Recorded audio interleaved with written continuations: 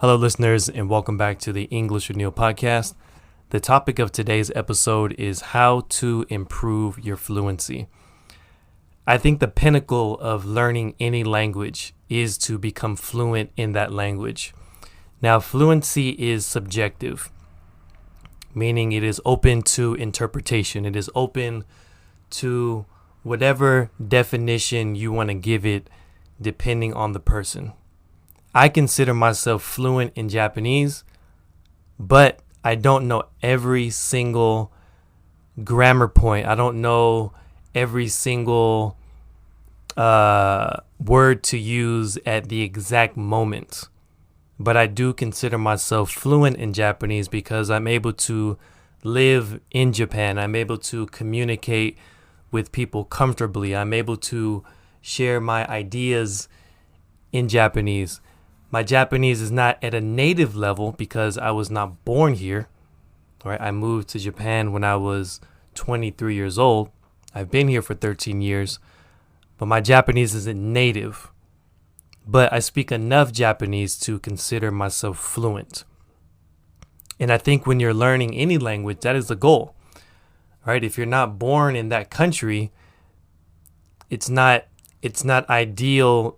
It's not an ideal expectation to be fluent. Yes, you can be very, very proficient in the language. You can take tests. You can reach a high level of fluency, but you may never get to a native level. And that's okay, because the whole purpose of language is to communicate. We have to remember that language is a tool. It's not something that you can purchase. It's not a commodity. It's just a tool. It's a tool to be able to communicate with people, in other areas of the world. So don't think just because you're not at a native level, it doesn't mean that you're not a great speaker of that language. But let's talk about how to improve fluency if you don't live in your target country. In the target country, meaning if you, for example, if I'm an American living in Japan, but I want to be fluent in, let's say, Italian, right? I've never been to Italy. I don't have any Italian friends, but I like the sound of the language. I want to be able to communicate with people. I want to be able to listen to podcasts. I want to be able to read books in Italian. How do I do it? Well, first, in order to reach fluency, we have to build our vocabularies, right? We have to, and it comes with two parts. One is vocabulary, and that's great. But the other piece of language is grammar. I hear some people say, don't focus on grammar, just focus on building your vocabulary. Well, if you have a big vocabulary, that's great. But if you don't know how to put those words together in a proper sentence, then you won't be able to effectively communicate with people. So there's two parts. It's building your vocabulary and building the foundational grammar structure. Okay, so that's number one. I would say build your vocabulary and grammar skills. But how do you do that? Well, once you learn the basics, then you want to learn how to express yourself more creatively, more colorfully. Now, if we're talking about English, the best way that I know how to build your vocabulary, well, there's two ways. Number one is through reading books, because even as a native speaker, even when I read some books, there are some words that I don't know. I can understand the meaning of the word through the context, but there are some words that I just don't know, even as a native speaker, right? I grew up in America. I went to college. I consider myself smart, but there's still times when I read books where there's new words. So what do I have to do? I have to be a student. I have to open a dictionary. I have to understand the meaning of the word.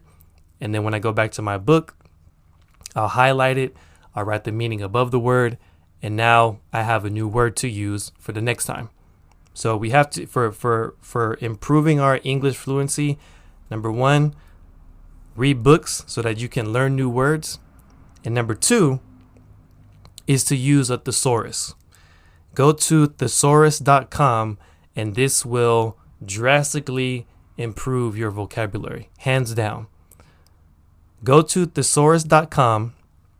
In the search bar, type in happy and see how many other words you can use related to happy. There's happy, there's excited, there's elated, right? There's joyful. There's tons of different words that you can say instead of happy. And so do that sometimes. If you want to make your language more colorful, go to thesaurus.com and find other words that you can use related to the one that you want to use. Okay? So build your vocabulary. Number 2, if you are learning a language where there's no one around, let's say you're in South America and you're studying English, another thing you can do to improve your fluency is writing in your target language. So if your native language is, let's say, Spanish, practice writing in English. Because when you practice writing, you have to think in that language.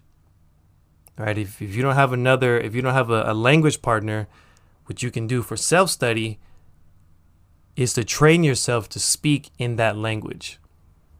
Now, obviously, this is difficult because language it's a two-party thing. It's you and another person, but at least you can get practice in that language through writing, through thinking in that language.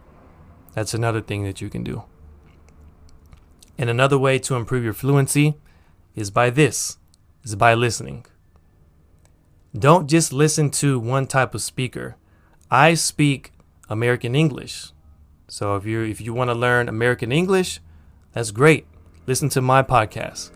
But you have to understand that English is an international language. So we have American English, we have New Zealand English, we have Australian English, we have British English, we have Malaysian English. There's all types of English, right?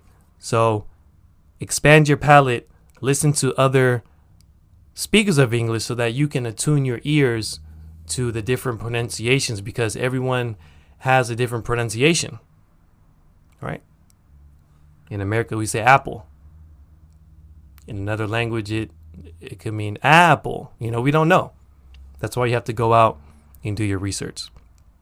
So try those things.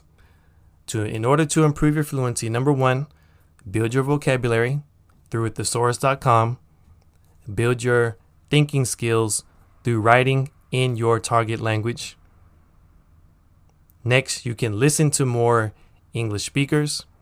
And of course, the best way, the ultimate way, this way requires, it could require a lot of money, but the best way is to speak to someone in your target language. If you're learning English, try to speak to other English speakers, right? Like I said, this may require money. This may require you going on websites like Duolingo and finding a language partner, but do what you have to do. Do what you have to do. Nothing.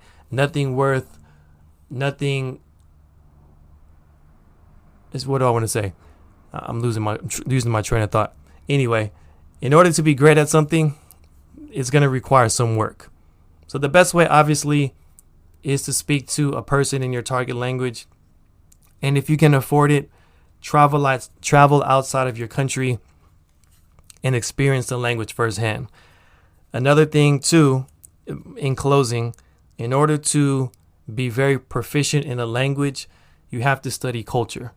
I cannot be a proficient Italian speaker if I'm not around Italian people, if I don't know the Italian culture, right? I can't be proficient in Brazilian Portuguese if I've never been to Brazil and experienced the culture, because language is shaped through culture.